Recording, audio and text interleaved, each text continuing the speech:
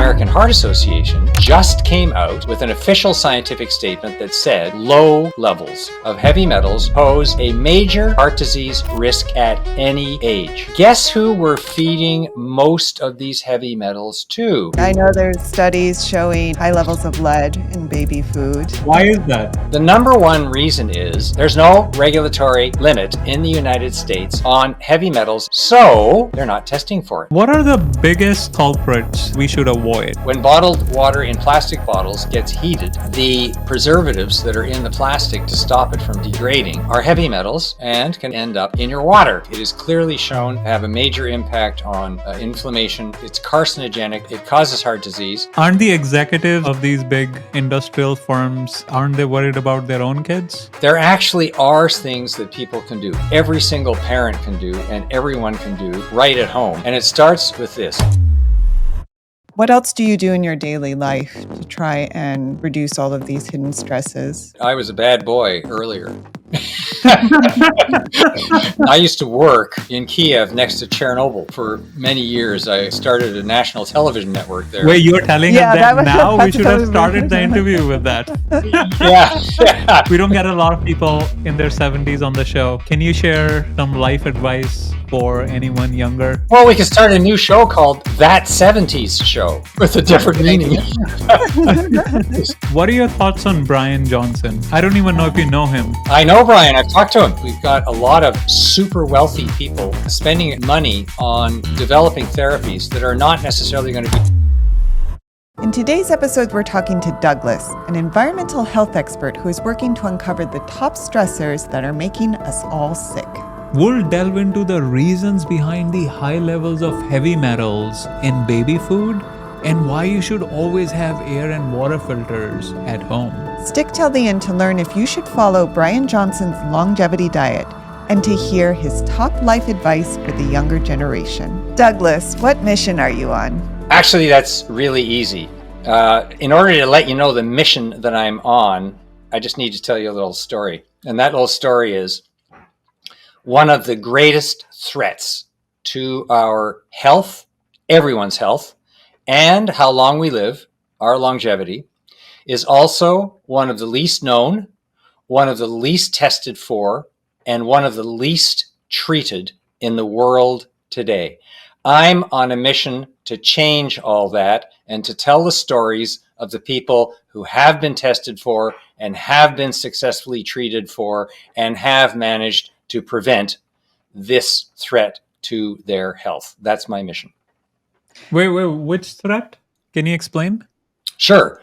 The threat is actually the subtitle of the book, and that is Restoring the Heart and Body by Targeting Hidden Stress. Now, what is hidden stress? The thing that I focus on in the book is it's something that we don't see, we don't feel, we don't hear, we can't touch it, and yet it attacks us since we're children, actually right at childbirth and even before. And this is stress that creates something known as oxidative stress and chronic inflammation that attacks us from the get-go and leads to many, many, many of the chronic conditions that we see affecting young children and old people today. And the thing that I focus on in the book is two parts of that hidden stress, although there are more. One is something known as heavy metals, and the other is low-grade infections. These are pretty common infections usually that people just don't know that they have, and they chip away at us time after time after time. But the big one today, and the astonishing story, is really the heavy metals, and that's what we can talk about. So we're talking lead, arsenic, mercury, cadmium.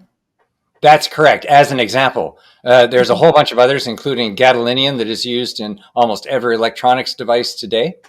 And these have all been actually in our environment ever since humans began to walk the earth. So there's nothing new about them. What's been new about them in the last 200 years is that we've started using them in all of our industrial processes. So we have actually been concentrating them. But they have been limiting our health and longevity for literally hundreds of thousands of years. And now that is becoming a lot more severe because of their prevalence. Why are they called heavy metals? Erica, do Ha! you know? That's a really good question. They're called heavy metals because they have a density that's 5 times heavier than water. That's how it's defined scientifically. It doesn't really matter, but that just has to do with the periodic table. And so that's it. And there are a lot of them. And the most important thing about them is that they have no business in your body.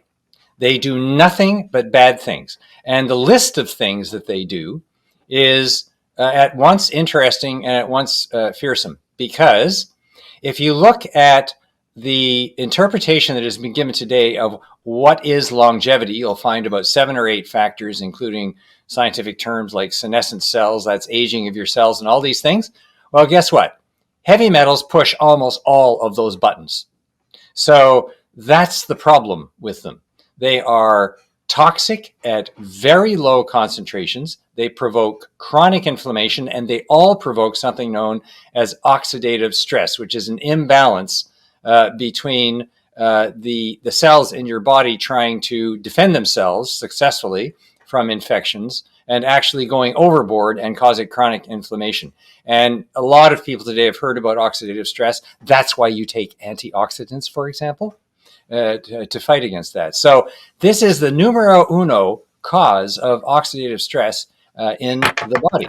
And the astonishing thing about these metals is, guess who we're feeding most of these heavy metals to? Babies. Kids. Babies. I know there's the studies showing high levels of lead in baby food. Yeah. What are we up to? That's crazy. Why is that? Why are babies being fed heavy metals? Yeah, and it's a good question that you can also ask the regulatory authorities, because they're not doing anything about it, but we'll get to that in a moment. Why are we being fed heavy metals, and why are especially large amounts of heavy metals being fed to babies? Well, the number one reason is there's no regulatory limit in the United States on heavy metals in baby food, if you can believe it. So they're not testing for it, and they're not requiring manufacturers to declare it. Now, these heavy metals have been in our environment naturally, and what happens is that plants and animals accumulate them. It's called bioaccumulation. And so they build up in plants and animals, everything from grains to vegetables, to cannabis. Cannabis is really good. Of course, we're not feeding too much cannabis to kids, but there's a whole bunch of foods out there that actually uptake these heavy metals from the soil, including, by the way, everything from trees to all types of woody materials. So these metals are basically everywhere. And what happens is that when you process foods, these get concentrated, and so they're especially concentrated in baby foods, because baby foods tend to be rather highly processed. So that's why. But the basic and astonishing thing is the regulatory authorities are not testing for it. They have just very recently, it is a piece of news here, 23 attorneys general from 23 US states petitioned the FDA to stop dragging their feet, as they have been for the past 5 years, and to start limiting the amounts of heavy metals that are in these baby foods. Now, the result of them not doing that happened several months ago, when hundreds of babies across more than 12 states in the US got lead poisoning from baby food that was not tested by the FDA. So that is the result of our regulatory failure. So if you look at the federal regulations, there is no regulation that actually requires regulatory authorities to test baby foods. Why is that? That's a really good question. 23 attorneys general asked the same question a couple of months ago. You can assign all kinds of reasons to it, but it's not in the interests of a lot of industries. I mean, our industrial society depends on heavy metals to function. We wouldn't be having this show today if it weren't for heavy metals. So they're in everything. They're in our electronic equipment. And so it's not a terribly popular thing to start identifying that these things are, in our food, because what happens is that people then start agitating to get them out of our food and get them out of our products. And I think that industry is basically scared to death of this and has been lobbying quite actively to sort of keep it under the radar. And, so Aren't that's the a very big motivation. aren't the executives of these big industrial firms, aren't they worried about their own kids? Here's the problem. And at the beginning of the show, I said the least tested for. So most people are not tested for heavy metals as a standard. Have you been tested for heavy metals when you go in and see your GP for a general checkup? Don't think No. so. No. And Yeah. so that's number one. It's not done as a matter of course. Now, the second thing is that even if it is done as a matter of course, guess what? The actual tests that are usually performed for this, which are blood tests or urine tests, do not accurately reflect the level of heavy metals in your body. Why is that? That is because most heavy metals do not reside in your blood, or you don't pee them out normally. Where they reside is in your soft tissue, in your bones. So you actually have to have a test that flushes out those metals before you actually know the level of metals that are in you. Now, why do we know this? We know this because the National Institutes of Health sponsored a clinical trial, a 10-year clinical trial on very ill diabetic heart patients who actually started getting better when they were treated with a chemical that actually flushes these metals out of the body. And more recently, when they found that these patients were actually getting better, they started to wonder why that was, and they concluded that actually it was because they were extracting the heavy metals from these patients. Then they started testing them. And what did they find? They found that the baseline, which is the test that you and I and everyone else would normally have when we're being tested for heavy metals, showed acceptable range.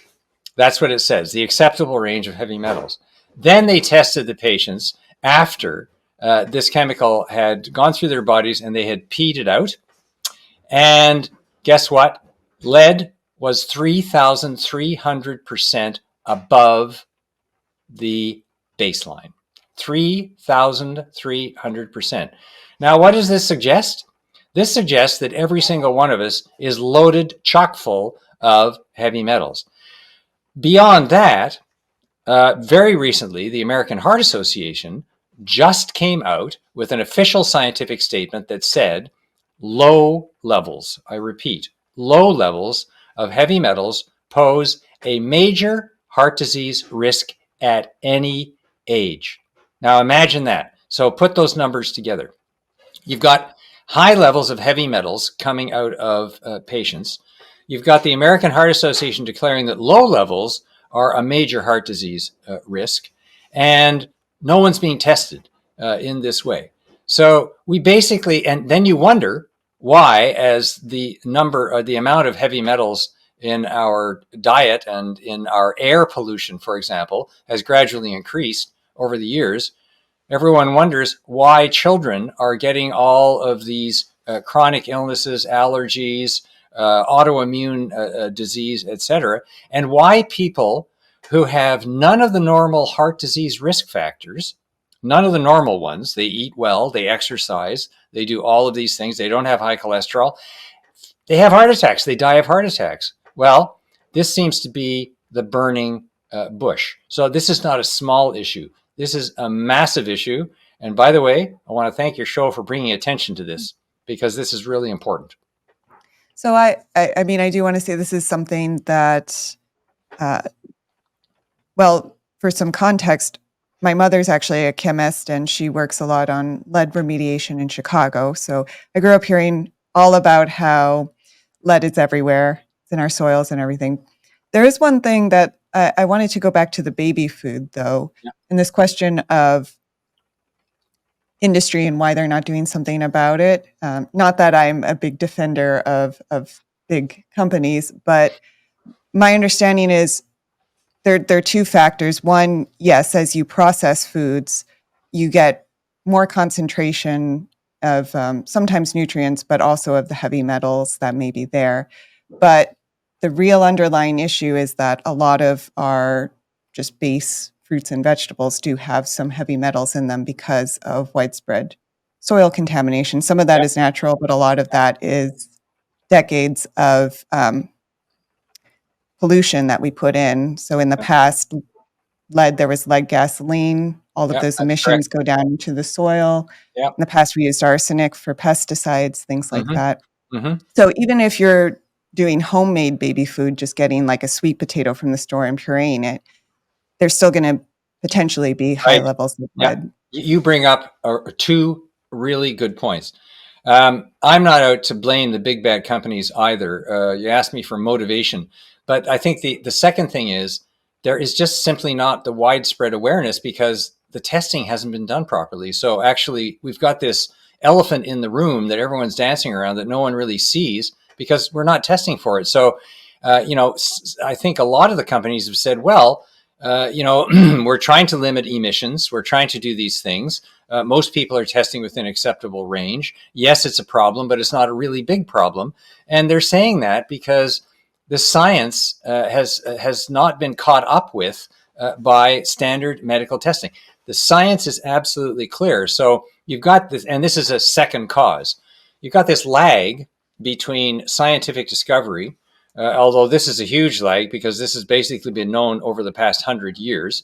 But you got this lag between that and standardized medicine actually catching up to the science. And so, the standard healthcare providers just it's not in their regime to test for this. So so the companies are saying, well, where's the real evidence? Well, the evidence has only come out really since the NIH did these clinical trials, and that's fairly recent in terms of these results. Now, getting to what you said about yes, this is in everything and how we can get rid of it. There actually are things that people can do. Every single parent can do, and everyone can do right at home. And it starts with this. We spend 85% of our lives on average, not all people, but most people spend 85% of their lives indoors. Indoors is a controllable environment. You can control the water that you drink, the air that you breathe, especially those two things, and the dirt that you bring into your house. So it's a very controllable environment. And by the way, a lot of these heavy metals latch on to the nanoparticulates that are in air pollution and in, by the way, wildfire smoke that has been in the news, so much in these recent years.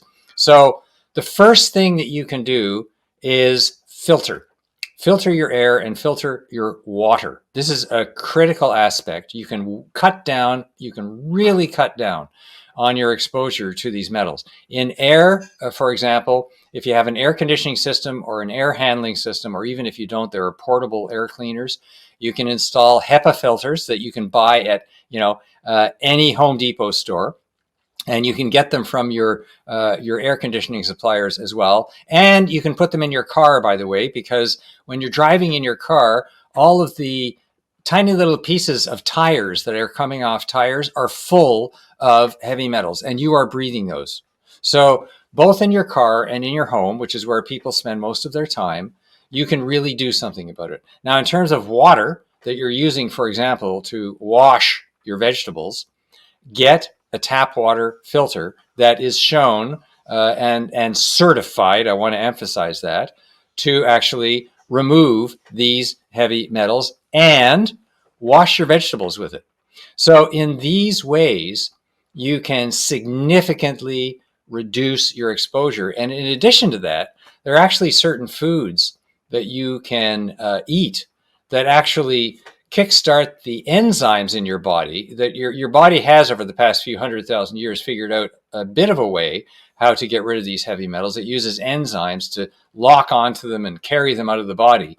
And these enzymes can be supported by things like broccoli sprouts, not the big broccoli, but the little broccoli sprouts that you can actually grow in your kitchen, crustaceous vegetables, leafy greens and things like that. So there's a whole list of these vegetables that many of which you can actually grow at home. That you can, and when you're growing at home, especially when you're growing them indoors, you're also knowing what type of nutrients you're putting into the soil or into the water that you're using to feed them. So the good news is there's a whole bunch of stuff that people can do. They're just not being made aware of it. Is there a way to test for heavy metals in your tap water, like at home? Yes, absolutely. We've had our tap water. We have a well water here. Actually, it's a really good example that you bring up. We have two wells. We have a deep drilled well and we have a dug well. Millions of people across the U.S. depend on drilled or dug wells, mostly dug wells. Interestingly, our dug well, because we're right next to a forest, has almost no heavy metals in it whatsoever. The drilled well, which is down at like 120 feet, is loaded with them. So, we don't use them. We water the lawn with them maybe, or, wash the car or something like that, but we don't use them for our drinking water. You can, but you've got to pay several $1,000s to have a system to really get that stuff out. So the answer is yes, and you need to have your water tested. And by the way, municipal water is absolutely no guarantee. And by the way, bottled water is surely no guarantee. Different bottled waters vary, but the problem is when bottled water in plastic bottles gets heated, the preservatives that are in the plastic to stop it from degrading are heavy metals and can actually end up in your water. So not all bottled water has it, but you have to be very careful about that as well. And they don't necessarily declare it on the label because they're not required to. Well, the other problem with bottled water, at least with municipal water, they're required to test the water itself, not necessarily at the point where it comes out your tap, but at its source, and disclose that. With bottled water, they're not required to. Yeah. So the water test kit that we just ordered, does that have test for heavy metals? It Or you haven't should. looked into it yet? It should. I mean, it's pretty easy to test for Heavy heavy metals, metals in water. like like at home yourself. Well, what you do is Yeah. you can take the water sample yourself, but you usually have to. There are these litmus tests that will show you if there are heavy metals in it or not, but it won't show you the levels. And this is one of the big problems you put your finger on, is there's really not enough attention paid to developing the proper tests and therapies for these, again, because the problem is not being recognized. I mean, the American Heart Association declaration on low levels of heavy metals just came out 6 months ago. This is like new information. And it used to be, oh yes, we always test for lead poisoning. If a child is showing symptoms of lead poisoning, that is a totally different level. This is way up. We're talking about very low levels that are normally considered to be safe. That's not the case anymore. And here's the reason why. Even when testing is done of all the different sources, do you know that nowhere in the world, no government has ever done cumulative assessment of the cumulative exposure of human beings to heavy metals? Can you believe that? So we actually have no idea whatsoever of the combined load that people are being exposed to. And that's, again, why I call it in the book hidden stress. And, the title of the book is Discovering the Nature of Longevity. What I argue is that the nature of longevity is greatly affected by hidden stresses such as heavy metals. And if we can get rid of those from our system and prevent them from getting into us, we will live a lot better and a lot longer. That's the basic premise of the book. Right. Can you I wanted to quickly go back to the well example. Can you explain the dug well versus the drilled well? I don't know Well, anything a about dug well is exactly what they say. It usually goes down about 30 feet and it's dug. It's, whereas they use an actual auger drill to drill down, deeper. because you can't dig down that deep. And a dug well tends to be wider, about 3 or 4 feet wide, or maybe even a little wider, whereas the drilled wells tend to be a little narrower. And of course, when you're drilling down, you're drilling down into areas where you've got a lot of rock that is leaching heavy metals and stuff like that. It depends entirely on the geographic area. I mean, some areas have high groundwater contamination as well, and some areas, thankfully ours, have virtually no groundwater contamination by heavy metals. So you can, there is testing of that in areas, but it will vary from property to property. So you've really got to do it yourself. Yeah. Yeah, I mean, anyone who has a well should be testing at least once a year. But anytime there's like a major storm, or you hear about anything that could potentially change the chemical composition or like introduce. like a wildfire event. Yeah. So what happens in the wildfire events is you get these huge amounts of smoke and ash, and then they're deposited onto the soil. It rains, and then they leach into the soil. They leach into the water table. So after a major smoke event, you definitely have to do that kind of testing. You're absolutely correct.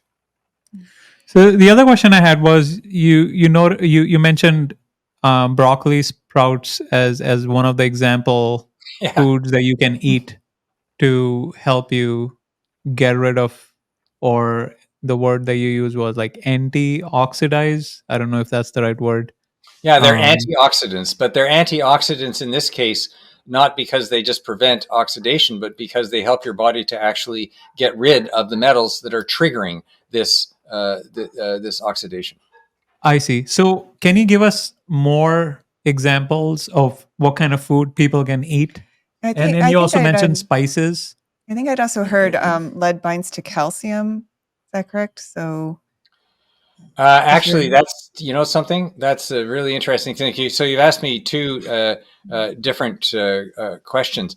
There is a video. This is not mine.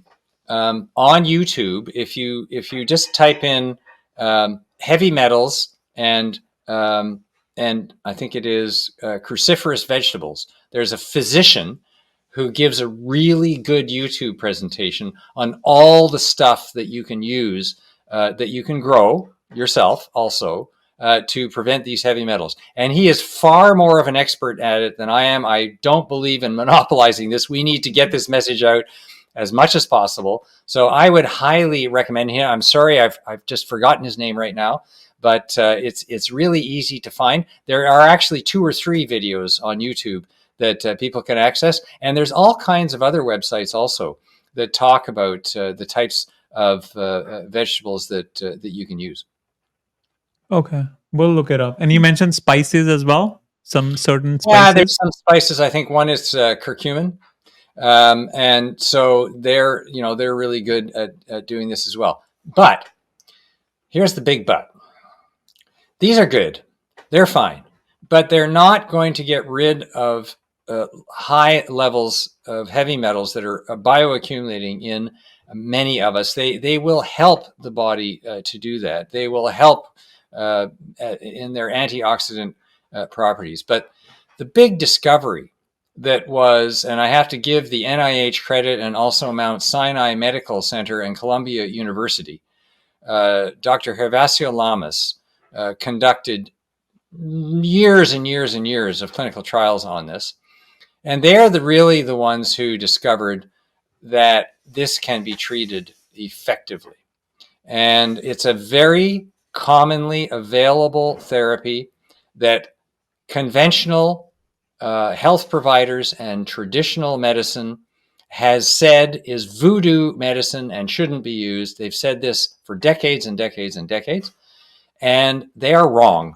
And the reason I say they're wrong is not because I'm saying they're wrong, is because this 10-year clinical trial of this method, which is known as chelation therapy, has been proven beyond a doubt to be safe. So all of these claims that people read on the internet with doctors saying it's not safe, it's not tested, there haven't been any clinical trials, are, let me be clear, out of date. This is published information. It was sponsored by the National Institutes of Health. It was published in the Journal of the American Heart Association, and its credentials are impeccable, even though many cardiologists who depend on surgery for their living have attacked these studies as being, not credible. But there's a long list of scientists who stand behind these studies. So just to be clear, we have got a very credible group of studies that now show that chelation therapy is safe and effective for removing heavy metals. And we have clinical studies that have shown that very ill heart patients who have something known as peripheral artery disease, or PAD, and were facing amputation of their limbs because the circulation in their limbs were cut off, actually can avoid amputation. Imagine that. Avoid amputation and have the circulation in their legs restored. Now, there are 10 million people across the United States who have peripheral artery disease, and I can guarantee you something. Most of them don't know about this because they're not being told about it. Imagine this. What is the therapy entail? The therapy entails either through intravenous, that's through a needle, right? Intravenous therapy. And by the way, there's a whole ton of movie stars that are taking intravenous therapies these days for vitamins and everything else. So, this is nothing new. So basically, they insert a needle in your arm, and then there's a chemical known as EDTA, and I won't even try and pronounce the full name because everyone won't get it and won't remember it anyways, but it's commonly known as EDTA. And what it does is, as it's moving through the body, it chemically grabs. The word chelate is actually Greek for claw. So it chemically claws, it grabs these heavy metals and extracts them so they go into the blood, they're filtered through the kidneys, and then you pee them out. So that's how the process works. And it requires, multiple therapies, but the tests can measure the amount of heavy metals that are coming out. And I want to be clear on one thing. This chelation therapy is available in almost every state across the United States, but the regulators and the medical associations are making it tougher and tougher and tougher for doctors to administer this. Some doctors are even threatened with losing their licenses to do this, despite this scientific evidence. So the lesson here is people have to take responsibility for their own health. This is the message also that I give in the book. If you are going to stand by and wait for your conventional healthcare provider to say, yeah, I think you should use chelation therapy and I think you should be tested for heavy metals, you're going to wait a lot of years. And so I just want to tell people that. Why is it not being recognized? For all the reasons that we just talked about. It's been not being recognized because people are not up on the science. It takes conventional medical testing, standardized medical testing, years to catch up with the science. The testing keeps showing, because it's incorrectly done, most testing keeps showing that you're within acceptable ranges. So your physician says, well, you're within acceptable ranges, no need to do anything else. And that's simply not the case in most cases, because it's not detecting what's in your soft tissue and in your bones. So for all of those reasons, this is just not being recognized. So just for people who might have just come into the show, this is one of the least tested for, least recognized, least acknowledged, and least treated serious threats to our health. Well, this therapy, though, there must be a reason why people are concerned about it. Yeah, there's a good reason for it. Are there side effects there's a good reason for it. Your first question is, yes, some people, they just can't tolerate the therapy. It's like every single drug. I just want to be clear about this. This is not unusual with drugs. So what happened is there's a long history behind this. As with all drugs, when they are introduced, there are always problems, despite all the clinical trials and everything else. And anyone who has taken a drug whether it's a cancer drug or a heart drug, when you open the package and you read the 5 pages of side effects that you get from a drug, you'll realize that these one size fit all drugs are simply not designed for everybody. And by the way, 300,000 people a year die from drug side effects in the United States. They're either misdiagnosed or misprescribed or whatever. So it is nothing new to have problems with drugs.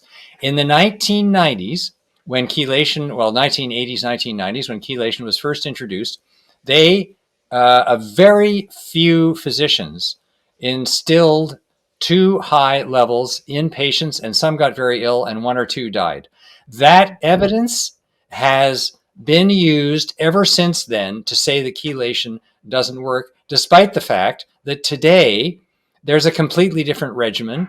It's very well standardized. That type of thing doesn't happen anymore unless you misprescribe it, which is commonly done with many drugs. All you need to do is look at OxyContin to know that if you misprescribe a drug, you're going to have a problem with it. So yes, it's not for everybody. And by the way, medical insurance often doesn't cover it.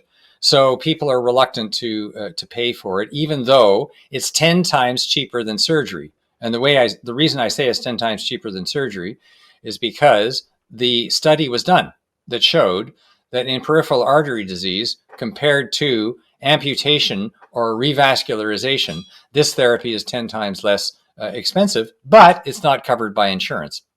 So, And how many clinical trials have now been done on the chemicals EDTA, correct? well, you have to differentiate between the clinical trials and the clinical studies. There have been endless studies done, of course, on animals. There have been several dozen studies done on EDTA chelation, and there have been about 3 clinical trials done on chelation therapy. But I just want to emphasize here, that was a 10-year clinical trial with 1,700 patients. And the conclusion that was drawn from that is quite clear. It's safe. What are the biggest fool culprits that we should avoid? The biggest culprits for heavy metals? Right. Well, you're going to laugh at this one.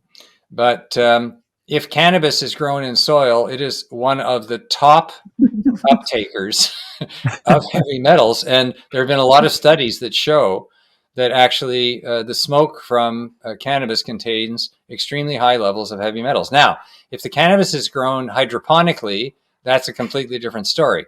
So you have to check your cannabis. I'm not sort of trying to draw a curtain across all cannabis, and certainly not across cannabis non-smoking substitutes. So I just want to be clear about that. But the cannabis plant does have an excellent habit of uptaking that.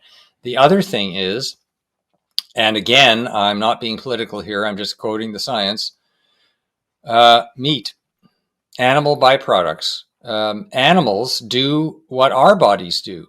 They bioaccumulate heavy metals. So they've done the job for you before their product gets to you. So you're receiving a bioaccumulated product, which has much higher levels of heavy metals than if you're eating fruits and vegetables. The other thing I just want to emphasize again is wash your fruits and vegetables, because they are quite often grown in water that is deemed to be safe, but still has fairly high levels of heavy metals in it. So if you wash your fruits and vegetables with filtered water, you're going to go a long way towards protecting yourself. Erica, is that the reason why you don't eat meat?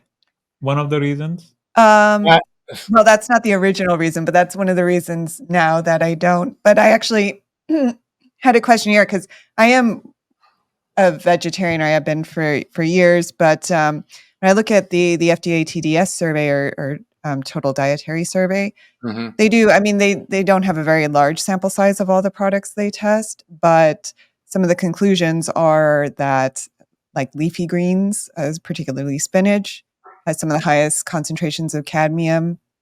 It's usually, and So leafy greens and root vegetables like sweet potatoes, things like that. Yeah. And their testing doesn't usually show meat having a high level, but when I look at some of the studies on people's average concentrations of heavy metals, it does seem to be that vegetarians often come out a little bit ahead. So I'm not sure if you have any way of reconciling those different data points.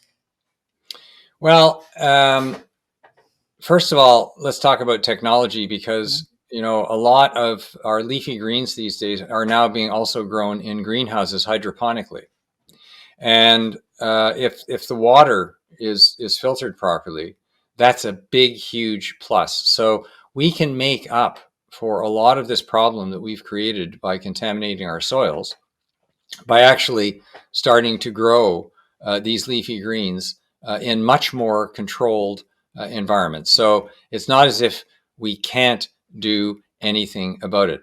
I think I'm going to answer your question by saying this. It's the cumulative dose that we're all receiving. And I really have to say that ultimately we have to find effective ways of treating people for this throughout their lives. This is the end product. You're never, regardless of what you do, you can certainly reduce the levels of heavy metals. And I also want to answer your question by saying this. Isn't it amazing that there's no guide published anywhere to tell people the answer to the question that you just asked? So we actually need a full-blown program that shows people what they can do. And I'm actually getting tired of waiting for it. So I think I'm going to start developing one myself with some of the physicians that I'm working with, because it's just so endemic in the population. So we're all exposed to this stuff. We're all bioaccumulating it throughout life. It is clearly shown to have a major impact on inflammation, cancer. It's carcinogenic. It causes heart disease, and we have to be treated for it. And we have to start investing a whole lot more money in methods to get this stuff out of our body. This is the key thing that we have to do right now. I wanted to know, when we started this podcast, you mentioned the word hidden stress. So I'm trying to understand why you chose that name instead of just calling it out as, the poisoning of the heavy metals or something similar. Uh, there's a couple of reasons. The first and main one is that metals are only one of the hidden stresses. The other one, as I described at the top of the show, is these low-grade infections. Everything from gingivitis, which is the stuff that causes bad breath, to Helicobacter pylori, which is the stuff that causes ulcers. And all of those have been strongly correlated with the onset of a lot of these chronic illnesses, especially related to the brain, to dementia. And what's going on in our gut, you're probably well aware, is the focus of a lot of new studies. And what they're showing is that if the bacteria in your gut get out of hand, that starts to translate into problems in the rest of your body. So this is all low-grade infection. And the reason I call it low-grade infection is because, these infections have developed really ingenious ways of evading the body's immune system. And guess what? Of evading tests. It's the same problem as with the heavy metals. So some standard tests won't show this stuff because they have evasive mechanisms. They do things like, they hide in immune cells. It's just astonishing. A lot of viruses do this. They wrap themselves in a membrane, and the membrane is contained. They hide themselves in the immune cells, and no test can actually find them. None of the current standard tests can actually find them, and the immune system can't find them. So they sit around for years and years and years, causing this, constant inflammatory response. And again, it's hidden stress. It's causing this oxidative stress. So You don't see it, you don't feel it until you start to get sick. And then when you start to get sick, the problem is, and it's again, our medical system, and we as human beings have created our own medical system. We've demanded that our medical system create drugs that basically keep us going, but don't necessarily cure us. And that is what we've been focusing on for the last basically 75 years of the post-industrial era. So we have all of these therapies and standards and everything else that keep us going, but they're not directed at the source of the problem. Now, the good news is that's starting to change. And there's no question about it. It's not black and white. And one of the ways it's starting to change is the recognition that these hidden infections, for example, are a real problem. A Helicobacter pylori that causes stomach ulcers has now been associated with heart disease. And so people are starting to test a lot more frequently for that. So the answer to your question is it's a lot more than that. And also, emotional stress has a lot of hidden impacts on you that you don't notice either. So there's basically, a whole long list of these stresses that are hidden because they keep pounding away at you silently, and it's only years later when you start to get really sick that you start to notice them. Right. So for the heavy metals, we know what's causing them, or what the root cause is. But for these low grade infections, like ulcers and the gut bacteria and stuff, so what's the root cause for that? Well, it's infection. I mean, this stuff gets into us from our environment. So, I don't know how many people know the story about Helicobacter pylori, but until the 1970s and 80s, most people thought that stomach ulcers were caused by bad diet and working too hard and all of these other things. And the treatment for it was to actually cut out part of your stomach and cut the link to your vagus nerve. It was fairly radical, ugly stuff. And two doctors, actually from Australia, actually found a study that had been done that showed that Helicobacter pylori was actually associated with this, but no one had ever paid attention to it. So what they did was they treated their ulcer patients with antibiotics, and the patients got better. And they reported this as case studies. They published it, and they were viciously attacked by the surgeons and all the standard groups. They were belittled. They were called quacks. Their lives were made miserable. It was just awful. Until, what happened was one of the doctors got so desperate that he poisoned himself with Helicobacter pylori and then made himself better by treating himself with antibiotics. And that story got reported. You're not going to believe this. It got reported in one of the tabloids.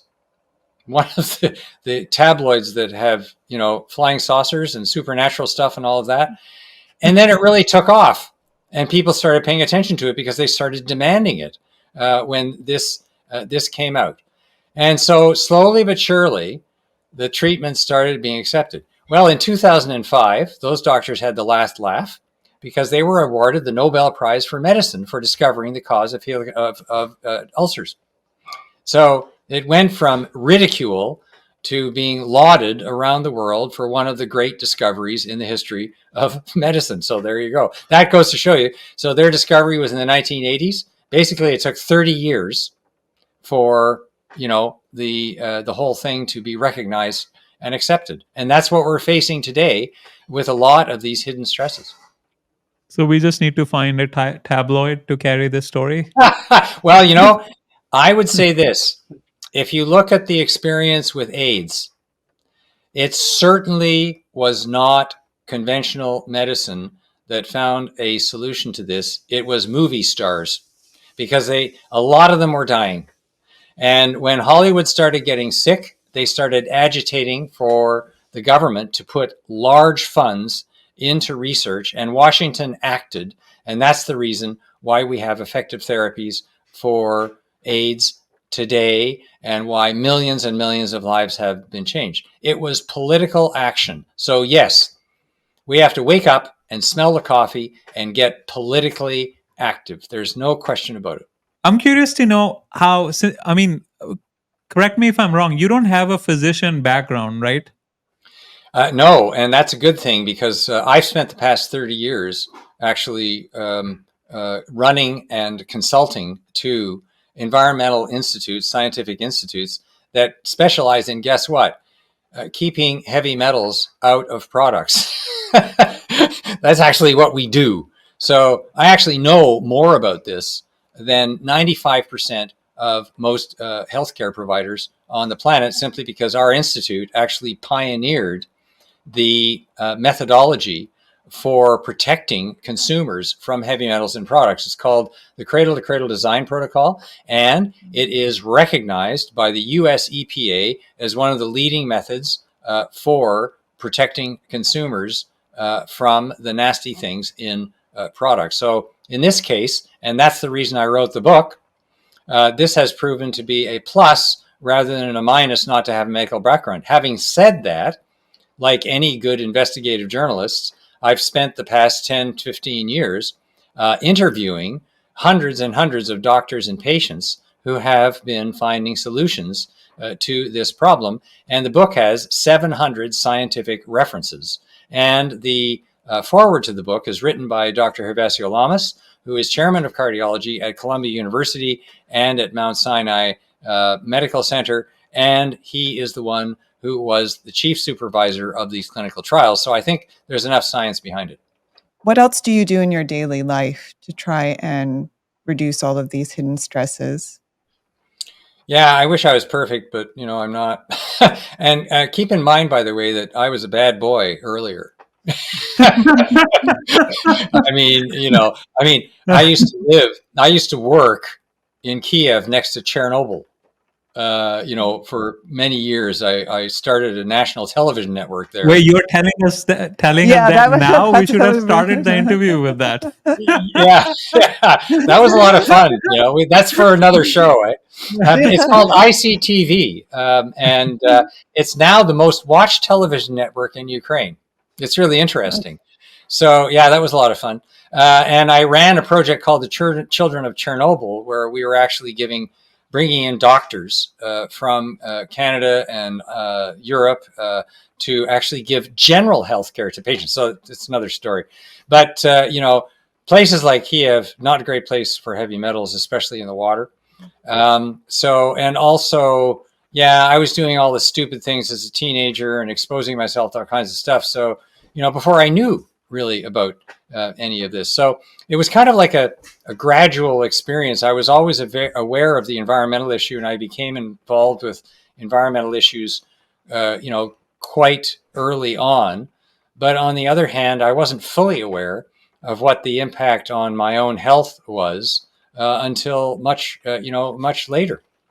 That's for sure. And answering your question about what do I do, it's kind of makeup time, I guess. I'm totally plant-based. I have been for about 5 years now. I feel a lot better because of that. It's the same old stuff. I do the regular exercise. I'm swimming in the ocean. I'm eating green leafy vegetables. My wife, who is also sort of my boss and much smarter than me and is an environmental engineer, is one of the most fantastic plant-based cooks on the planet as far as I'm concerned. So I'm really lucky. And we do a lot of that. She grows a lot of these microgreens, which we, a lot of the sprouts using filtered water. And so we do that. And, so that's doing a lot. I've felt a lot better for it. That's the other thing. There's huge side effects that are positive when you're doing all of this stuff. You're reducing the inflammatory response in your body. And the reason I did all of that was because, heart disease doesn't run in my family. It gallops. That's just everyone on both sides of my family. The grandparents had it. My dad died of it. And I thought, okay, I'm on that list. And, so when I started hitting the mid 60s. Okay, there you go. So yeah, bad boy in the beginning, trying to make up for it, and we'll see what happens. Stay tuned. Well, you're in your 70s now. We don't get a lot of guests who are in their 70s.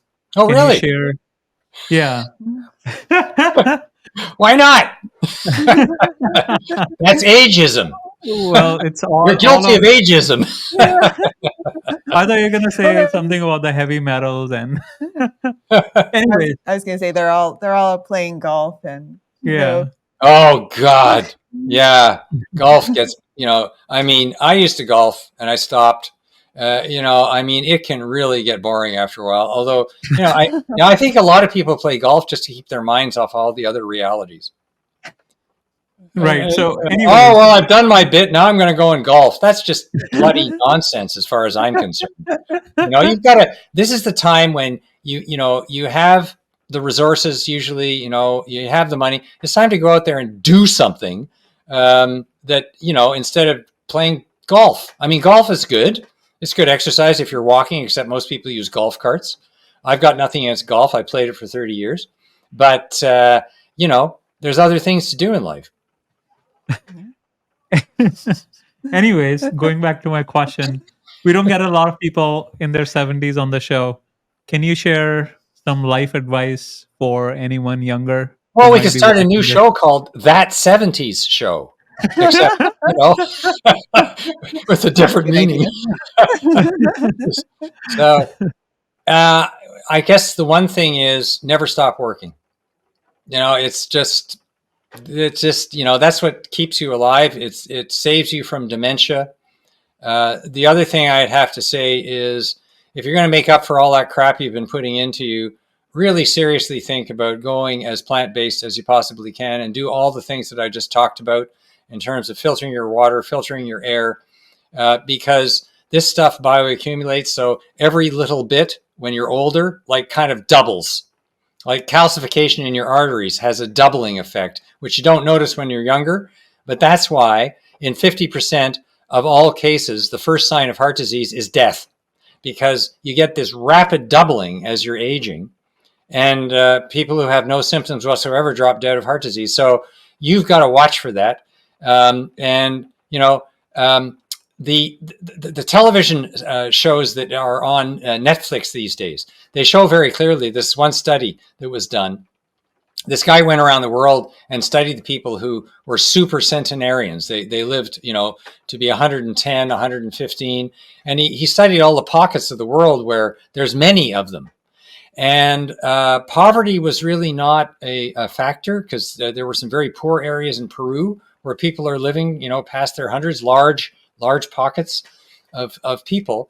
And the one common, well, there were a lot of common denominators, but the one common denominator was vigorous exercise 2 to 3 hours a day. And how many people are doing that, these days? That was a common factor that ran through everything. There's one picture where, one scene where he goes into Peru and he's looking for this guy and he sees a cowboy riding a horse, herding the cattle, really riding, like herding the cattle, lassoing them. And he goes up to the guy and he says, can you tell me where Jose is? I'm looking for this guy. He says, well, that's me. He says, how old are you? I said, oh, I'm 108, so, and he said, exercise. And then the other thing is, I have to say something I'm really bad at. Good social network. My social network is largely virtual, but a great social network, a positive attitude. Those types of things are sort of recurring themes in people. That's for sure. Any regrets? But there's some people that say no regrets, and I think they're lying.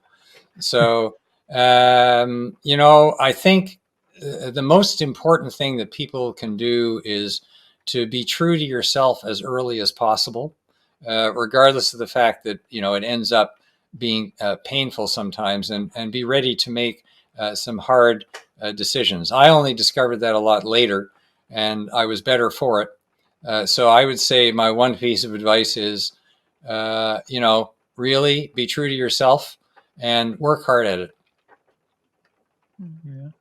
Good advice. Good advice. There's another question I wrote. I completely forgot to ask. What are your thoughts on Brian Johnson? I don't even know if you know him, I know but Brian. I've talked to him oh, you actually. have. Yeah, Okay. yeah. He's a great guy, and he's getting a lot of flack. That's for sure. But you bring up a very good point. Brian is quite wealthy, and also usually the early adopters, as they call them, they're often quite wealthy, and that's fine. Nothing against that. But that's the problem we have today is we've got a lot of super wealthy people spending money on developing therapies that are not necessarily going to be affordable for the rest of the population. And I have a real problem with that. I think we need to bring up the whole population together. Have you What looked about at his diet? Yeah, I've looked at it. And like I say, it's it's a great diet. It's expensive Right. I mean, to do it all the time. what about taking 100 plus pills per day, Yeah, that's supplements? the well. So here's a really interesting thing. Here's the way I respond to that question because a lot of people are like cynical about it. But I did mention the thing about that's really expensive, so that's a problem. But the main thing is this: our immune system is not very well developed. It's funny how people think that human beings are the ultimate realization of biological life, when in fact, very intelligent animals that have an intelligence like equal to ours, except they don't have hands, which are types of whales and sharks, they live to be 250 or 300 years old. Why don't we, if we're so smart, right? And the reason is because Homo sapiens are a lot less developed than whales and sharks. Whales and sharks have been around for millions of years. We haven't. And so our immune system has a very bad self-destruct mechanism. The immune response, which is chronic inflammation or gets us out of trouble in the short run, is lousy in the long run. It turns against us. This chronic inflammation causes all kinds of problems in the body. So unfortunately, we have to find a way to kickstart that. That's called epigenetics, which is a topic for another show. There's genetics and epigenetics. Epigenetics is the impact of your environment on your body. And that's what's really important to affect. So the problem is that the reason that Brian is taking these 100 pills a day is to have epigenetic effects on an immune system that has some very serious defects. And that's the problem. We're kind of programmed this way, and he's trying to reverse that process and kickstart it. And again, I say, good on him. Of course, it's an experiment, but someone's got to do it. and what about? I mean, you're talking about engineering new therapies for longevity, but what about just cleaning up our environment? Yeah, that's right. And that's what I've been working on for the past 30 years. I couldn't agree with you more. But I came to the conclusion we did, and this is another show, we pioneered water purification systems in the favelas of Brazil to bring clean water affordably to populations when the World Bank was bringing in all the big water companies to do unaffordable water treatment from the north that didn't really work every time you had a torrential rain because it overflowed. We did exactly the opposite. We used the rainwater for irrigation, and out of that irrigated system came plants for agriculture and purified water that then went into ecosystems. So that's what we did. And we came to the conclusion that there was so much institutional resistance by the status quo to these affordable systems. The World Bank was against it. They were sabotaging us at every single step of the way, preventing us from getting funding, preventing our municipalities from getting funding for this, that we decided that we stopped. We stopped doing everything, and we decided to sit back and take a look at what was really happening with technology, what was really happening with longevity, and where the whole thing was leading. And we came to the conclusion that It's really important to keep working on the environmental question, but in the meantime, we have to develop technologies that get this crap out of us. Well, on that note, anyone who's now curious and wants to learn more, how can they get in touch with you? Well, they can get in touch with me by actually, you can contact me at info, I-N-F-O, at calcify.com. That's calcify.com. Calcify as in calcification. But if you want to get the book, and here it is, Discovering the Nature of Longevity, Restoring the Heart and Body by Targeting Hidden Stress. And it is available on Amazon. And I strongly suggest that that's where people go to get it, because that's the fastest and easiest way to get it. Some of the bookstores are also carrying it because everyone's starting to ask for it. And I would be delighted to hear from people and to hear their experiences and everything else. That's for sure. Thank you so Thank you much. so much.